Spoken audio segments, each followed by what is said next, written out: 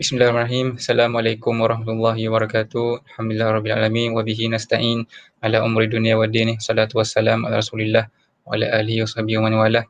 Alhamdulillah, kali ini kita telah masuki perbincangan kedua, membaca, mengkaji dan memahami buku Qawaidud Da'wah. Bagi yang baru saja menonton video ini, sangat dialu-alukan untuk kembali melihat kepada video mukadimah kajian buku Qawaid Da'wah bahagian yang pertama. Sebelum ini kita telah membincangkan bahagian yang pertama, kita telah membincangkan mukadimah pada buku ini sampai kepada poin Syekh menceritakan beberapa halangan yang berlaku dalam dunia Islam yang telah pun berlaku dalam gerakan dakwah, beberapa halangan kepada pendakwah yang menyebabkan beliau terpanggil untuk menulis buku ini. Mudah-mudahan dengan adanya buku ini dapatlah membantu menyelesaikan isu-isu yang berbangkit dalam dunia dakwah pada hari ini. Jadi kita masuk kepada perkara yang ketiga ataupun masalah isu yang ketiga yang Syekh telah utarakan dalam mukadimah ini. Iaitu yang ketiga ialah apa yang berlaku, kata Syekh, lambatnya menyumbang kerana masa yang digunakan oleh seorang individu sebelum ia tiba ke level ta'thir. Ta'thir yakni marhalah at-ta'thir sebut kat sini, marhalah at-ta'thir, iaitu tahap ta'thir. Yang dimaksudkan ta'thir kat sini ialah di tingkatan ataupun tahap seorang da'i itu boleh mengesankan kepada orang lain.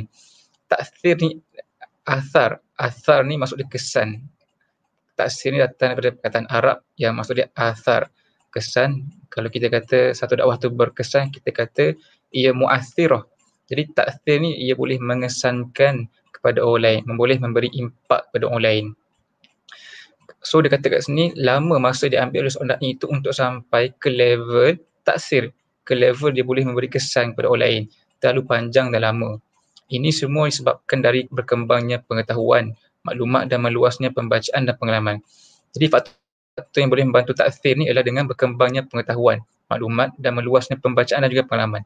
So ilmu kita, pembacaan kita dan juga pengalaman kita berdakwah itu akan membantu kita ni memberi kesan kepada orang lain. Contohnya kalau da'i itu dia tidak ada banyak pengetahuan, kurang membaca dan kurang pengalaman, mungkin bila dia sampai ke satu fikrah Islam itu, fikrah itu tak dapat disampaikan dengan jelas kerana dia kurang contoh-contoh yang nak dibawakan, kurangnya pengalaman dia nak berinteraksi dengan manusia dan sedikit sangat input yang ada di fikiran dia menyebabkan poin-poin fikrah-fikrah itu tidak dapat disampaikan kepada para mad'u.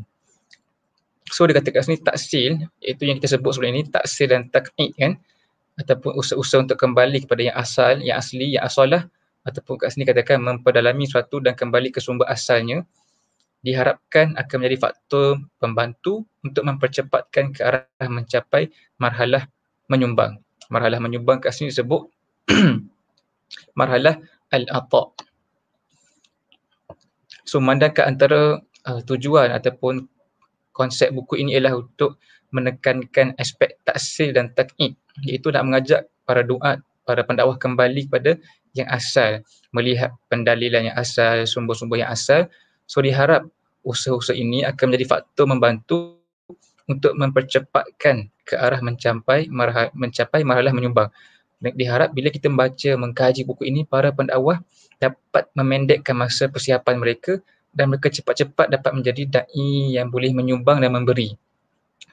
Dengan macam mana? Dengan memahami kaedah-kaedah ini atau memahami qawaid ini, memahami prinsip-prinsip ini, insya-Allah akan membantu untuk tidak perlu menunggu memahami semua masalah cabang-cabang. Jadi dia kata sebenarnya memadai kalau kita dapat menguasai memahami prinsip-prinsip yang diceritakan dalam buku ini, sangat membantu supaya para da'i itu boleh terus keluar daripada biliknya, berjumpa dengan orang lain dan mulakan dakwahnya. Tidak perlu dia tu cover, mahir, expert dan semua masalah-masalah cabang. Cukuplah dia itu melengkapkan dirinya dengan prinsip-prinsip asas ini. Sebab kalau kita kata nak menyumbang itu kena tunggu faham semua sudut dalam Islam, masalah-masalah furu'iyah, mungkin dia memakan masa yang puluhan tahun. Dengannya kita harap akan dapat mengimbankan antara keluasan medan dakwah pada hari ini dan pendeknya masa yang diperuntukkan untuk takwin, insya-Allah. Jadi isu tadi ialah isu lambatnya menyumbang, maka diharap buku ini dapat membantu mempercepatkan masa persiapan supaya da'i-da'i boleh terus sampai ke marhalah memberi. Yang keempat, Syekh sebut kat sini antara halangan ataupun antara isu yang berlaku ialah usaha menghalangi dakwah. Ianya wujud dalam pelbagai bentuk, usaha dengan kemudahan yang banyak. Mereka mempunyai pengalaman yang luas untuk menghalang manusia dari jalan Allah. Walaupun kelihatan ada pertelingkahan sengit antara komunis dan kapitalis, walaupun antara wujudiyah dan nasionalisme, tetapi lain-lain perbezaan grup sesat ini namun semua mereka sepakat dan sekata untuk memerangi Islam dan dakwah. Usaha ini menjadi penghalang besar kepada para dai. Oleh itu dai perlu memahami pelanat ataupun plan dan rancangan musuh, plan ataupun tindakan musuh-musuh ini dan cuba memelihara orang ramai dari kejahatan ini sama ada dengan cara pencegahan ataupun pengubatan. Jadi Syekh ni melihat berdasarkan pengalaman dia, memang ada usaha-usaha yang terancang dibuat oleh musuh-musuh.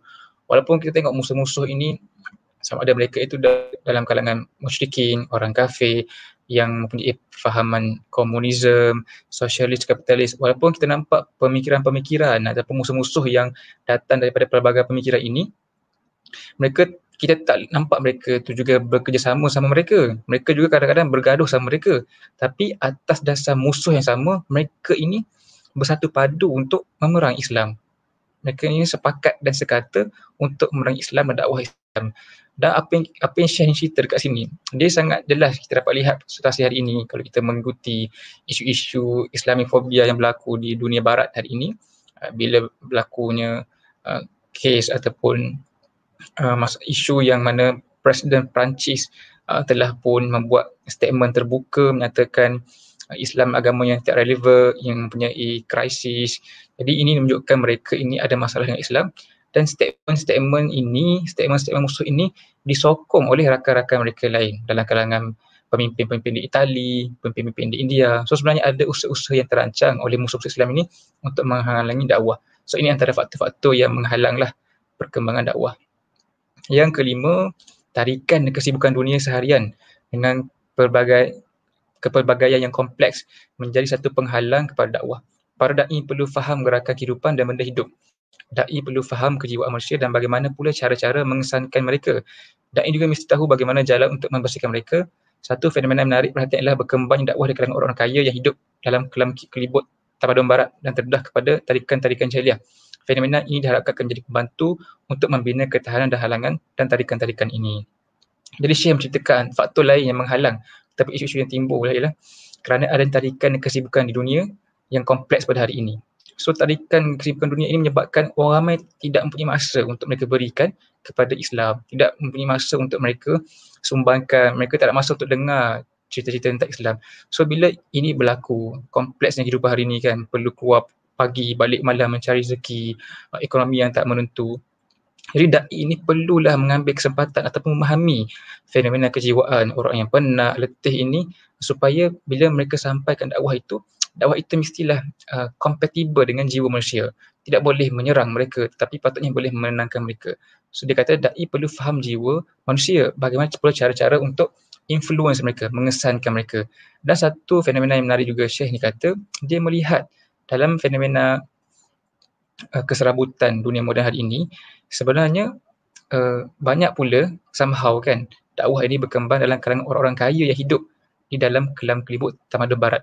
Somehow Allah SWT telah mentakdirkan lately lah di kebelakangan ini, di barat, di timur, hatta negara kita, dakwah ini mendapat tempat dalam kalangan orang-orang kaya, para artis, orang-orang yang kenamaan.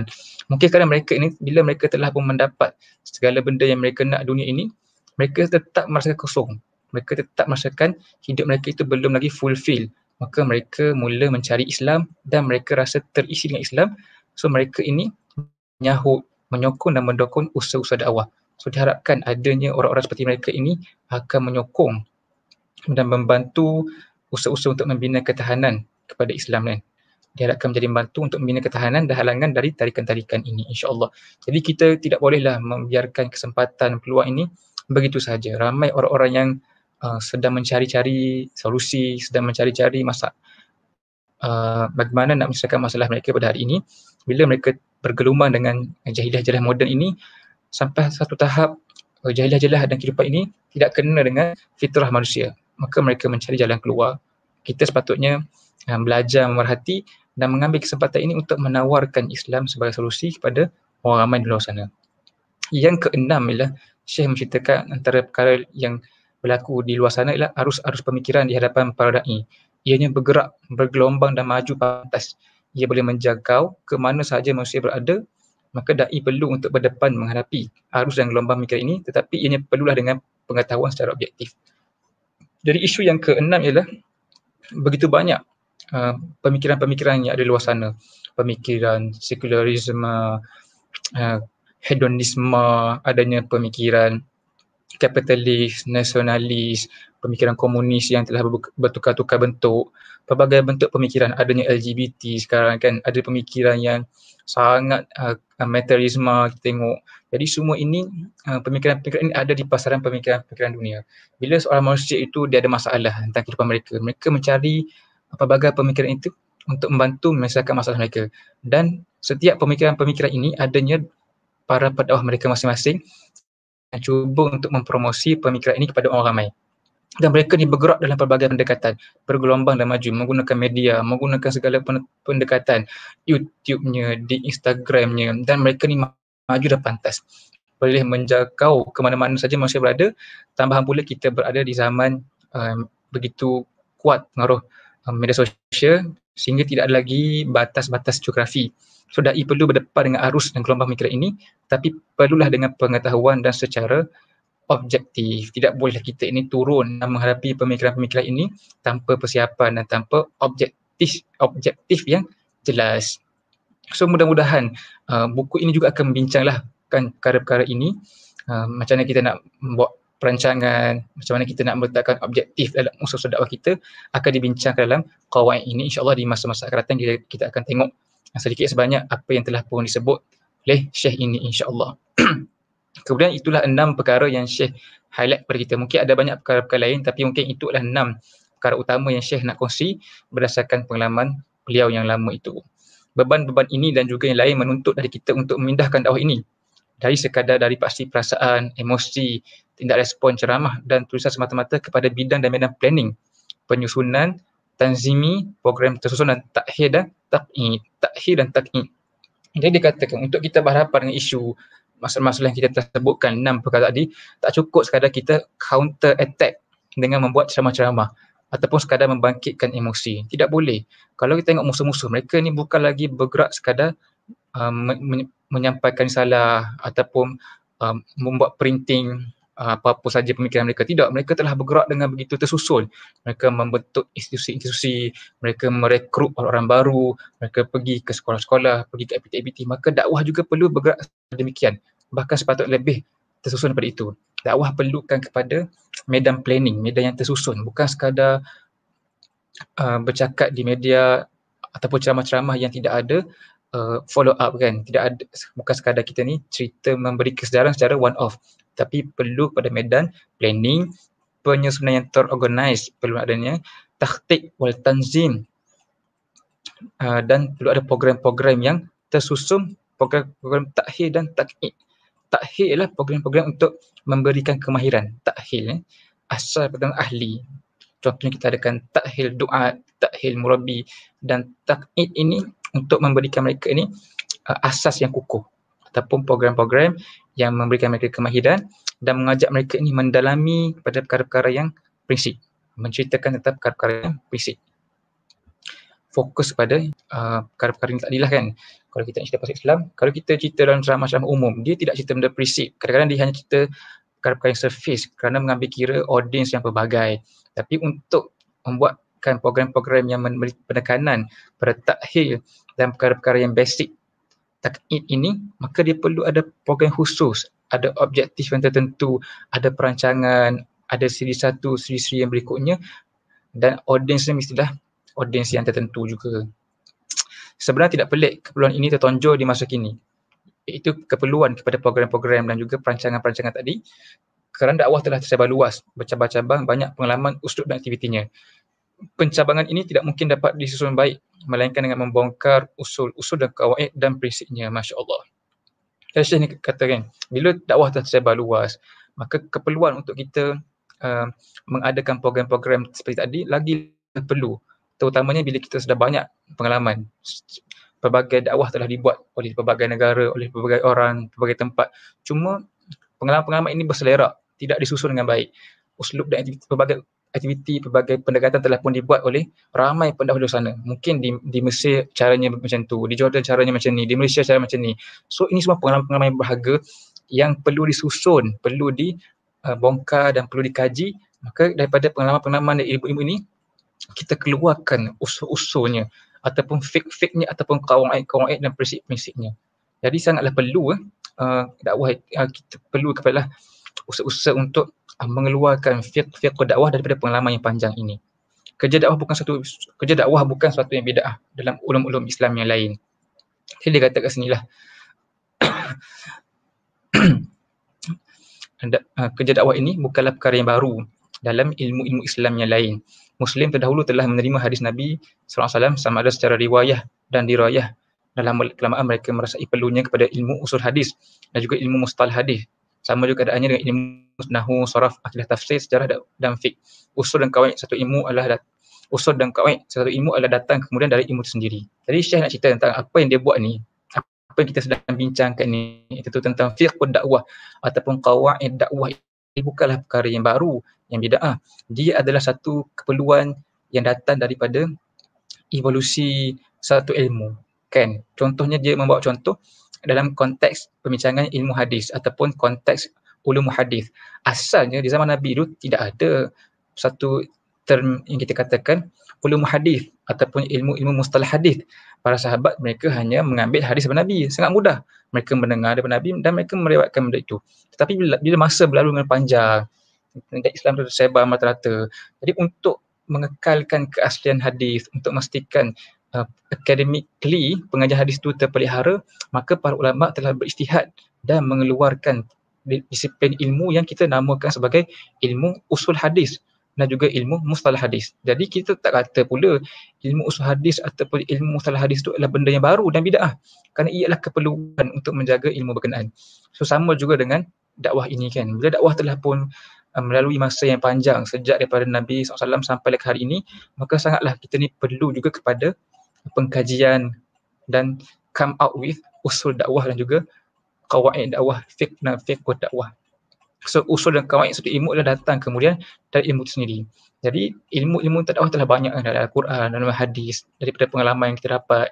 Semua ianya perlu diadunkan dengan baik dan kita dapat keluarkan usul dan kawaidnya. Masya Allah.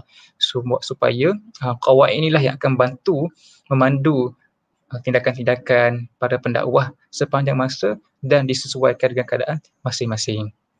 Di zaman di mana semua ilmu-ilmu semuanya ke arah taksir dan taqid, ilmu dakwah tetap tinggal dalam bentuk kata-kata yang diwarisi bersepah-sepah di sana sini. Ianya tidak memenuhi bentuk sebagai satu sains dan istilahnya yang moden. So Syekh menyebutkan hari ini semua orang sedang menyusun ilmu-ilmu itu supaya ilmu-ilmu yang ada ni disusun satu bentuk silibus lah kita katakan yang cantik supaya orang belajar itu dan dia dapat keluar graduasi daripada fakulti itu menjadi seseorang individu tertentu. Tetapi ia tak berlaku pada dakwah.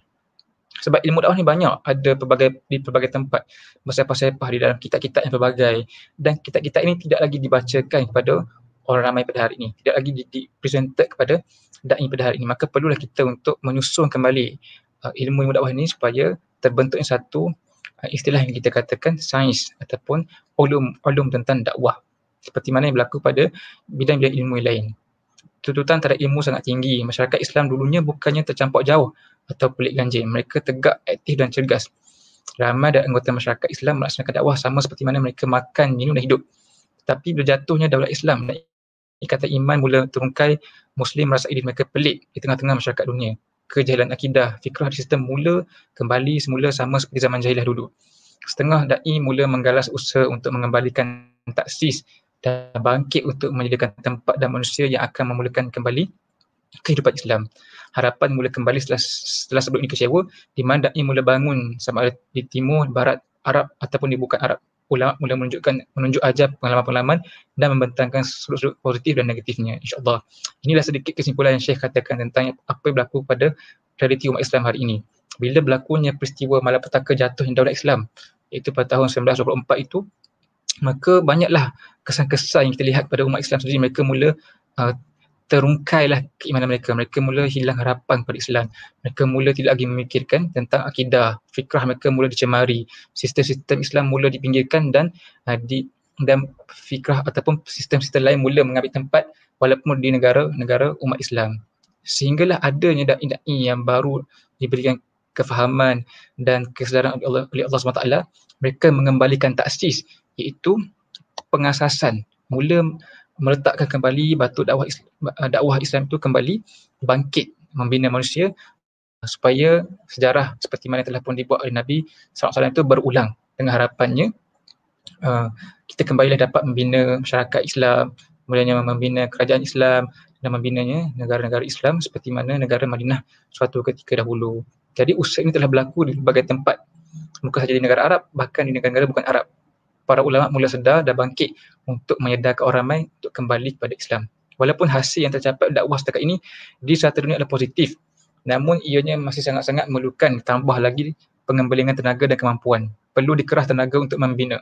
Jadi Syekh katakan, kita nampak usaha-usaha para dakwah di luar sana, seluruh dunia ni adanya positif side kerana penerimaannya semakin banyak dan dakwah makin orang mula kembali pada Islam. Bahkan bilangan orang yang tidak Muslim masuk Islam pun semakin bertambah, hatta di negara-negara Eropah kan. Jadi perlulah bila kita melihat keterbukaan pintu dakwah ni, orang ramai menerima, maka sangatlah kita ni perlu menambahkan tenaga dan kemampuan untuk menggerakkan masyarakat ini. Perlu dikerah tenaga untuk membina. Itu perlu membina manusia. Bukan sekadar melontarkan kata-kata dakwah, tapi perlu difokuskan tenaga untuk membina manusia. Kita tidak mungkin akan mampu mengembali melainkan dengan menyediakan individu-individu yang akan bekerja menyumbang di pelbagai level. Setiap tugas dakwah ini pula memerlukan kepada persiapan yang khusus, masa yang tepat dan sesuai. Ini semua tidak mungkin dicapai melainkan secara sistem terbau yang jelas dan terperinci peranatnya. Ia perlu bergantung rapat pada kaedah-kaedah dan frame umum dan tidak perlu bergelumar dengan perincian detail. Jadi untuk membina pendakwah yang baru, muwajjih yang baru, murabbi yang baru, ia perlukan perancangan yang khusus, perlukan masa yang tepat, sesuai, dan mestilah dibuat dengan sistem terbau yang jelas dan perinci perancangannya. Tidak boleh sekadar sembrono kan, tidak ada perancangan. Mungkinlah kita nak kutuk, tetapi apa yang berlaku hari ini di institusi-institusi agama, mereka tidak ada perancangan khusus untuk melahirkan da'i-da'i, murabi-murabi, muwajjih-muwajjih. Sebagai contoh, di surau-surau kita, di masjid-masjid kita, mungkin banyak pengisian-pengisian masjid itu tidak dibuat dengan satu perancangan yang rapi. Pengisian-pengisian agama hanya sekadar dibuat untuk mengisi waktu kosong. Sebab itulah walaupun orang tu telah pun mendengar kuliah agama tu sebahagian besar daripada hidup dia telah pun spend masa dia untuk mendengar kuliah-kuliah agama di surau-surau, tapi ia tidak membentuk ataupun melahirkan kader-kader baru kan. Sedangkan jika ia disusun dengan baik, mungkin dia boleh menjadi satu institusi yang melahirkan lebih ramai para da'i baharulah daripada surau-surau berkenaan. Maka prinsip-prinsip ini perlu dikemukakan kepada da'i secara fokus dalam isu tarbiyah, takwin, qiyarah, tanzim, takhtik dan mutaba'ah. Jadi semua prinsip-prinsip yang akan dibincangkan ini, kata Syekh, perlu dikemukakan kepada da'i secara berfokus. Jadi kita semua nak bacalah, kerana kita semua ni da'i kan, insyaAllah.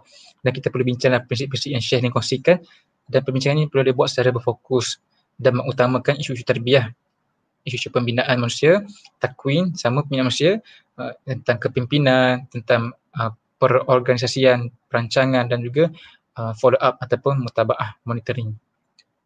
Maka Syekh ni nak menutuplah penulisan dia pada mukadimah ini dengan menyatakan buku yang saya bentangkan untuk ikhwah-akhwat ini adalah satu usaha untuk mentakid dan mentaksirkan dakwah ini, iaitu untuk mengajak para da'i kembali kepada benda yang asal dan kembali kepada asal usul dakwah ini.